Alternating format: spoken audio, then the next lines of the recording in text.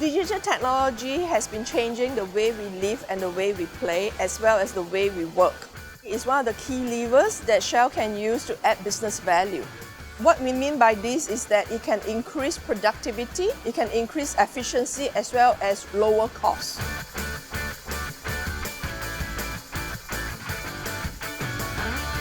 Sensabot is the first explosion-safe resident and mobile robot.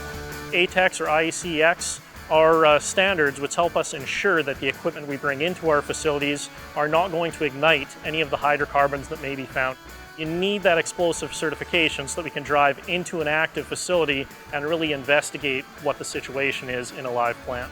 No one has ever built a robot of this size and this complexity to this standard before. Shell putting innovation into practice. A first explosion-safe robot that can be deployed in some of our most difficult and harsh environments to work in. Sensabot is basically a remote operator.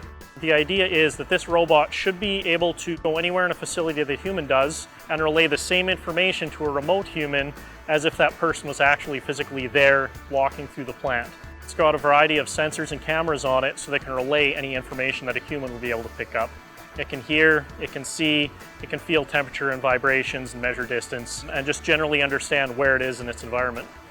It will be used as our eyes and ears for our operational team to check on machineries and be the first responder to alerts. With Sensabot, now if an alarm comes in, our operator who's sitting in a safe manned location can drive the robot out and perform their investigation without ever physically being present. We're changing the way people are going to work. We're going to make it safer. We're going to enable new ways of working. This is a first step for IECX robotics and the growth of robotics in our industry.